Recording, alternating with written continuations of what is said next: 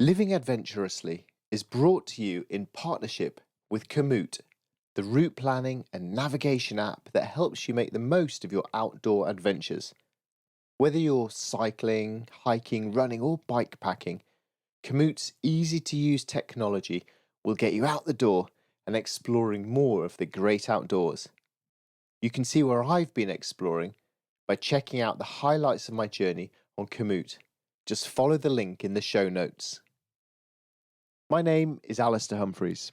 I set out on a bicycle journey around Yorkshire to speak to interesting, ordinary people who, in very different ways, are making an effort to live adventurously.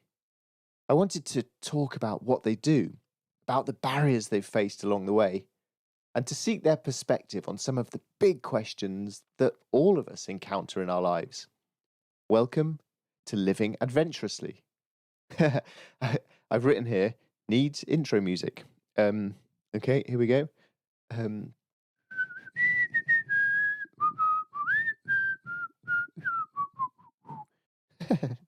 That'll do.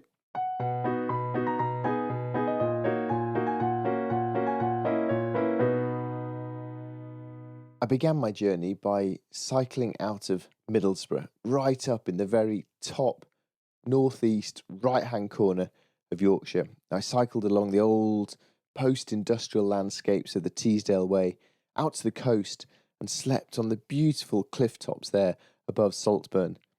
And the next morning I turned back inland and cycled back towards Middlesbrough to meet Claire, the first person I was going to interview on my ride.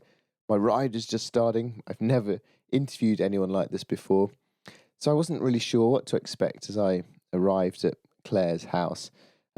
She'd never been interviewed before. It's just 24 hours into my ride, but it was a good start because Claire baked me flapjack, and then she took me out to the local park to show me the birthplace of the explorer Captain Cook, just a couple of 100 metres from where we had our chat. I was interested to sit down to talk to Claire about learning to commit to a direction, about the way she gets out of busy life to go climb hills and swim in rivers, about her return to university studies and adapting to a new career as an occupational therapist in the NHS after many years spent roaming and dabbling in different things. And I wanted to ask Claire how a busy 27-year-old woman like her makes the effort to remember to live adventurously in amongst the rush and bustle of busy daily life. Right. Hello. This is the first time I've ever recorded a podcast. Literally just taken it out of the box and press go. And of course, need to start the podcast with a major hard-hitting celebrity interview. So, would you like to introduce yourself? Yeah, my name's Claire. I live in Marton in Middlesbrough. And I've thought that it would be great to meet Alastair to talk about living adventurously.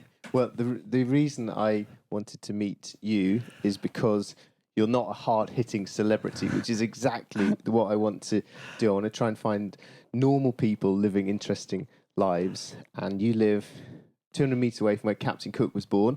Great Yorkshire adventurer. And that seemed like a good place to start.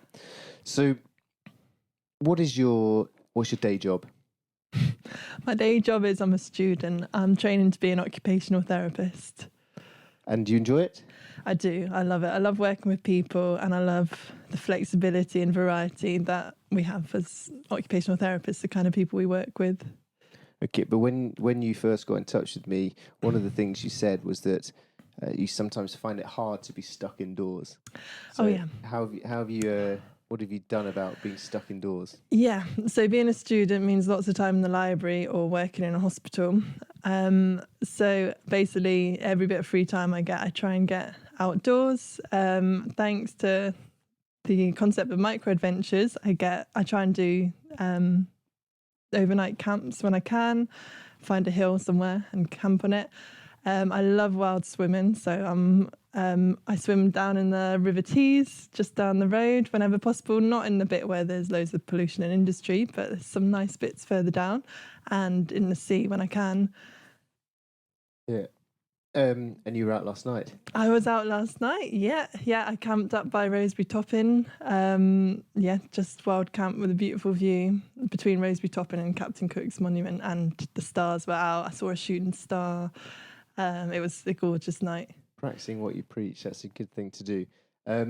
You also told me that you struggle a bit with trying to do too much in life, because life is so amazing and you want to go here and there and do this and see this and do that. So how do you go about trying to find some sort of balance between work and play, earning money, being with your friends, balance? I find balance really hard. It's something I'm really working on, but I am a bit too excited and enthusiastic about life, and lots of my friends and family would tell you that. As I have a part-time job to see me through my studies, so I have money. I'm studying a lot of my time. I volunteer. I've obviously got friends that I want to see a lot. I've got a boyfriend, and my family live far away, and I'm all about adventuring. So basically, there's not enough hours in the day to do what I want to do. But this year I've tried to prioritise, which is unfortunately studying is my priority. But whenever I've got a bit of free time, I do try and get out as much as possible and make sure that I go for a swim once a week, and that keeps my head straight as much as possible. And so how the idea of trying to get some sort of balance between living adventurously and not burning yourself out, how do you go about trying to get some sort of happy medium on that? Good question. I'm still very much working on it. I think we all are. But I'm trying to learn to relax more. And sometimes it is nice to just stay in one place for a little bit rather than always be running about and wearing myself down. But I know that for me, being in nature is like rejuvenating. And even if I am tired one evening, like last night, I'd just finished work. I'd finished a 6-day week. And I was just like, the sun's out. I know this is going to make me feel amazing if I go out tonight and then come back in the morning. And it did. I mean, I'm pretty tired now, but it's just, I suppose, thinking about my week ahead. If I have got a particularly busy week or a stressful time ahead, then just work out what my priorities are and just try and slow it down. And I think it's always going to be in my nature to do lots, because I like to make the most of time and make the most of my life. But I'm just working on slowing it down a bit and just going at a steadier pace. I think that notion of trying to choose your priorities is an important thing, isn't it? 'Cause you can do anything you want, but you can't do everything. And what I've found is that trying to figure out the things that help keep me sane, so exercise, jumping in rivers, sleeping on hills occasionally, that to me doesn't feel like a luxury indulgence, but something that is necessary, not every day, but certainly within the framework of, say, a month. Yeah, well, definitely. My problem is I'd like to do it every day if possible. But no, it is about working out what is actually feasible, because I think I do a lot of self-reflection, and I realise I'm very much like a big picture, big idea, idealistic type person. So I'm like, it's possible, even if it's to most people it actually isn't. So sometimes I stretch myself a bit too hard. But yeah, it's just trying to find that balance, and I suppose we're all working on that. Yes, certainly are. So we talked earlier about some of your travels. You've travelled a lot. You spent a year in Mexico. You've travelled around the Philippines, all over the world. You've been on like a typical enthusiastic person of wanderlust. But you also told me that you've started to travel closer to home. Can you tell me why you've started to travel close to home and what you've noticed from it?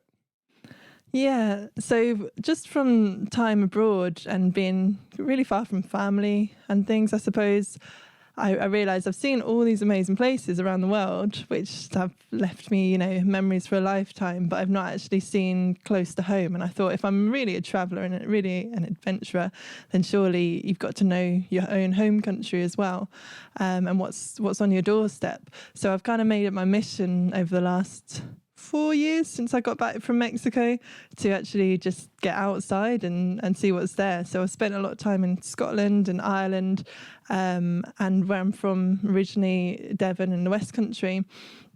And I moved up to the north east of England to here, Middlesbrough, last year. So I just basically just try and get out, and no matter the weather, just see what beautiful places are around and see what's out there to explore, because there are so many places. It's unbelievable what we've got here. Yeah, it takes going all the way around the world to realise all the things near to where you are, isn't it? So tell me about your the trip you did around Ireland, and the impact that had on you. I'd spent about a year working in Ireland as an outdoor instructor, and then I had a few months to kill basically before I was going to start university to do my master's. And I thought, what can I do with this time? And I left it to the last minute, and then I decided I'm just going to go over to the west coast of Ireland and see where it takes me. I didn't really do any planning. I just took my tent, and I decided I'd go most of the way by hitchhiking wherever I could go basically. And I'd hitchhiked a bit before, but not much. So that was pushing my boundaries a little bit. And I just found so many amazing places. I ended up going from Galway on the west coast all the way round to Belfast. So it was kind of like half the circumference of Ireland. And just the people I met, the places I saw, it absolutely blew me away. And this was October, November time. And despite like the fact that winter was coming, just the autumn colours were incredible. And it was almost more special because it was out of the tourist season, and people were surprised to see me out travelling and really intrigued by why someone might be hitching along the west coast at this time of year. I'm glad to hear that these traveling and adventuring close to home's been having an impact on you, because one of the reasons I'm doing this bike ride around Yorkshire now is to try and figure out the idea of home and what home means, and traveling close to home. So what does the word home mean to you? What's it convey to you? Good question. Thank you. Home, when you said home, I saw rolling hills and the word Devon just popped into my head. Growing up, I was always all about escaping, going as far as I could. Growing up in the countryside, it's a bit like that. You just want to go to the cool places and be able to go to the cinema without driving an hour and a half. But it was leaving that made me really appreciate what is close to home. And, home is family, friends, that place that you feel like you can be fully yourself, but also the landscape that you love, and that just feels close to the heart, I suppose. Devon is a seriously nice place, isn't it? It is. Long way from where you are, having a new home at the moment. Okay, time for a big question. What's your favourite cheese? Good question. I love cheese. Do you? Yeah. Okay, I just made that I've up. got too many favourite cheeses. Oh dear, I've asked that question of a cheese lover. Halloumi, halloumi, mozzarella. Oh, I'll keep it at those two. Okay, another big question for you. What would the 80-year-old version of you advise you to do with your life? That's a great question. Probably to slow it down and just go with the flow, enjoy life. And are you doing that? I'm working on it. What's getting in the way? Too many exciting things to do at one time. That's a pretty nice problem. And the stresses of modern life. Okay. So when I came up with this idea of doing this, what I thought I'd do is try and find some questions that I'm finding that I think are quite interesting, then stick them in a deck of cards and put them over to you to just take a card and give me your wisdom. So you've got a pack of playing cards from the top. Oh. If you had asked your childhood self who you thought you would be now, would you measure up? And what 3 things would your younger self be proud of? Wow. That almost makes me feel a bit emotional, that. I think childhood me was a little explorer. Who I was very shy as a child, and I think I wanted to. Yeah, I think I would measure up because yeah, I now I'm a lot more confident and I've done a lot of the things that I've wanted to do. So I think my childhood self would be quite proud. Um, what three things would your younger self be proud of? Saying the people I've met have contributed so much to who I am as a person. So the fact that I've actually gone out there and put myself out and met such wonderful people and made such good friendships and connections. The places, some of the places I've been quite proud of, exploring, especially closer to home, and finally, finding a path that I want to live. I'm working on it, but I'm getting there. So I think I would have been proud that I'm on the path. I think you're doing pretty well because your 80-year-old self, you seem to be heeding her advice, and your younger self's quite pleased with you. So I think you're going quite well. Okay, next card. Oh, they were deep, those. What is stopping you from living more adventurously? Probably just working a job and being at university and thinking about boring university things like dissertations. But I try. I think it's like we said, it's all about balance. So I think you're doing pretty well on that Yeah. count. Just squeezing in a lot, I think. next. Oh, I love these questions. What's your favourite failure in life, and why was it important? In loads. Just have to think. I suppose some people would see that me jumping about between, over the past 10 years, I've probably had 7 different career paths, 6 or 7. And people are always like, oh, Claire, what you doing? When are you going to settle down? What you're doing with your life? And I have gone in all these directions and I have stopped, not committed to things for very long, but I've now found the place I want to be. So by making those wrong turns and going in funny directions all the time, it's actually taught me who I am and where I want to be. And if I hadn't tried those things, then I wouldn't be where I am now, and I wouldn't be on the right path that I think I'm on. I think it's really hard trying to make choices of where you want to go in life because you have no idea, firstly, where the end destination is, and you have no idea what you'll be like in 10 years from now, is it? And I think quite often people get paralyzed by thinking, well, I need to make a decision now that'll be the right one 10, 20, 30, 40 years from now, which is impossible, I think. Mm-hmm. So I think you're doing the right thing of just choosing the path that feels right now. You don't know what the destination is, but you're choosing these paths for the right reason. Hopefully you'll end up where you want to be. Yeah, I'm bound to change my mind in a few years, but right now this is good, so I'm happy. Well, I asked you about that because you're an occupational therapist, or training to be. Yeah.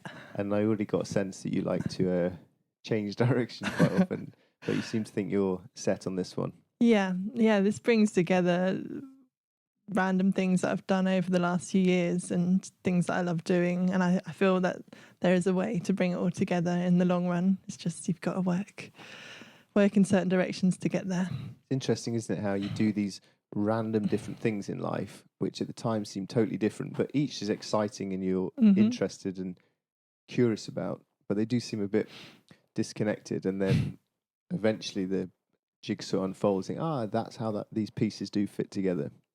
Yeah, exactly. And it's just about being aware of that and linking them in, because I think everything can be connected. It's just working out what's right for you. And take another card. Oh yes, please. Oh, tell me about the last time you climbed a tree or swam in a river or watched the sunset from a hilltop.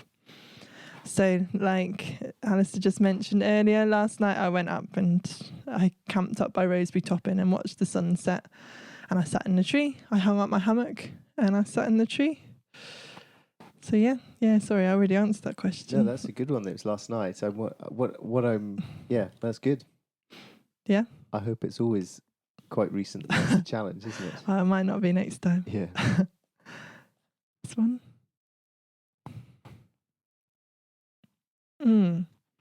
What does living adventurously mean to you? Has that definition changed with time? What did it mean to you as a child? So, yeah, now living adventurously definitely means something very different to before.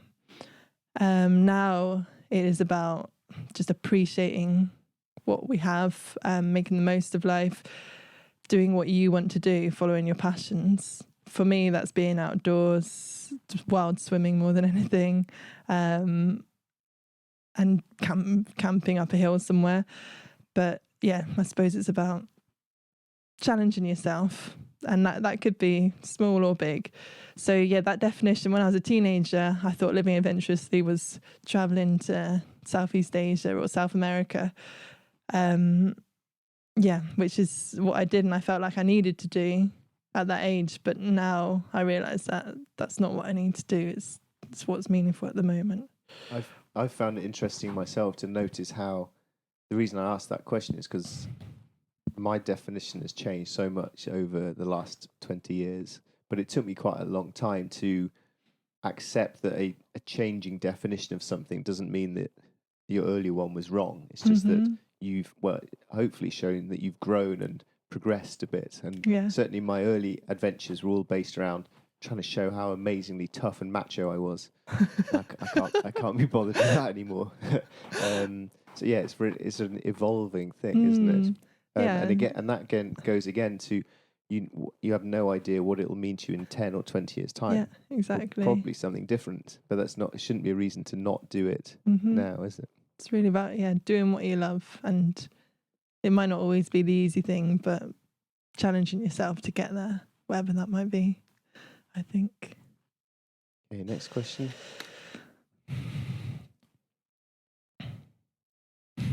What did you think that being aged 27, what I am now, was going to be like? What is it actually like? I remember being a teenager, having a sleepover and saying to my friends, oh, do you think in 10 years we're going to be married and have kids by now? It was probably about 16 then.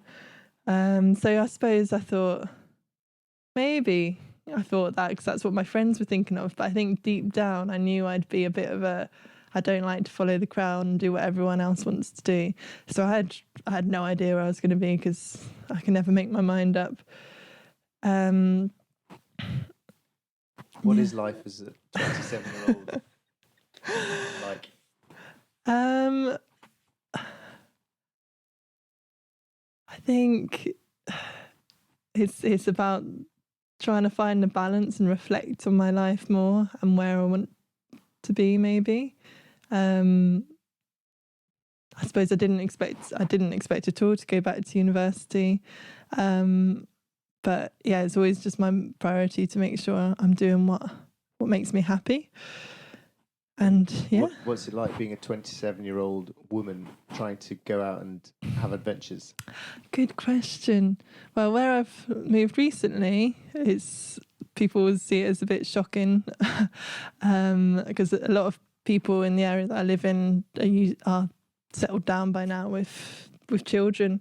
So yes. Do they think you're a weirdo? Yeah, they think I'm a weirdo. but yeah, I found people with similar interests, and then at the same time I embrace it. People still think it's interesting, even if I'm a weirdo. So. And does it bother you doing stuff that not everyone else is doing? So the notion of being a weirdo, does that bother you? No. Or do you like it? Or does it stop you? No, the notion of being a weirdo doesn't stop me because I've always liked going against the tide a little bit and being a bit different. But what I do struggle with is when people don't do what they say they want to do. So if people are like, oh, I want to go to the beach, and then they're just like, oh, I can't be bothered, or oh, I really want to do that, I'd love to go to China. And I really struggle when people don't act on what they want to be doing. So people often say to me, oh, I'd love to go out and camp somewhere, or I'd love to go on a bike ride or go wild swimming. But I'm quite interested in finding out people's motivations behind things, and it's almost like it's a bit of a mission for me to help people to achieve what they say they want to do. So what is it that's stopping these other 27-year-old women who are going to do these things that they say, I'd love to do this, but because that's something I hear all the time. Yeah. And that's been one of the things that tipped me from going from someone who likes adventures into someone who started trying to write and do a debut podcast. Is exactly that. I'd love to do this, but. And so what is it that stops? What's the but for the 27-year-old women you hang out with? I think one thing is fear of trying something new. Not even just people my age. I know other people that I've met over the last 5 years or so who've said they'd love to do this and that, but it's been fear that stopped them getting out there, thinking that they don't have the right equipment, or they're just not the right kind of person for that, even if it's a massive dream of theirs. There was something else, but I've forgotten. Sometimes not having the similar minded people around. It often takes someone who's doing something that you'd like to do to encourage you and get you out there before you do it alone. Because it's a massive thing to just be like, for the first time, I want to just go camp on that hill on my own, when you don't know anyone in your area that's done it, or none of your friends or family have ever done it. So I think it is often people and just that fear and lack of confidence. And so then I'm interested to know the question I'm going to ask you is, how should they overcome that and get on with it? And the reason I'm asking you that is because I'm often hesitant when people ask me, how do I go sleep on a hill? My instinct is shout, oh, it's so easy, just go and do it. And that's the reason it's easy is because I've been doing it for 20 years of my life. So, and because I'm a man, and basically everything for me is easy in terms of going to sleep on that hill. So how do you encourage people not to literally sleep on a hill, but all of these things of, I'd love to do this, but the reason I was interested to talk to you was because it was apparent that you seem to manage to overcome those barriers, which we all have, and get stuff done. So what would be your advice to the 27-year-old women who are struggling with that? I'd say break it down. So it's not necessarily going and sleeping on a random hill. If you wanted to go camp out, try in your garden first, or get a few friends round. Break it down into more achievable things, basically, in order to get there. And look for groups in your area, even if you don't know someone. There's bound to be someone around. That's what I found here when I first moved. I struggled to find people that were interested in similar things, but then I got involved in certain groups, and then I realised, there's loads of people, but you have to go out and look for them. So even if that's joining a Facebook group, so like the Adventure Queens Facebook group is amazing. There's loads of Facebook groups or meetup groups, and seeing what other people are doing can inspire you to do that, but also think it's try and break it down into smaller, more achievable tasks. Okay, that's a very wise answer. Thank you. Right, I think we've got time for one more card. Hopefully it's a good one. Kind of said that earlier. Okay, right. What advice can you give me so that I look back on my life with satisfaction rather than regrets? Oh, that's an excellent one. Advise me, dear Claire, this guy you've never met before, and you've kindly invited in for tea and flapjack on a Sunday on my bike ride. Oh, I feel like it should be the other way around. Just to follow your dreams and passions. I know that sounds super cheesy, but really find out what is meaningful to you. Find out what you're passionate about and what you love and gives you purpose. And do that. Find a way to do that, even if it's just for 10 minutes every Monday. Find a way to incorporate that into your life and spend time with the people that you love. Because it's all about people and love and connection, I think. Thank you very much. Claire, thank you for being my first ever podcast guest. I hope all podcast guests give me flapjack. One day you're going to be an international megastar from this podcast. I can feel it in my bones. Thank you very much. I hope so. Thank you, Alastair. This was fun. I hope you've enjoyed this episode of Living Adventurously. There's show notes from every episode on my website, alastairhumphreys.com/podcast. If you have enjoyed it, please take a screenshot of your phone and pop it up on social media, or leave a review with your podcast provider. It makes a massive difference. Thank you very much.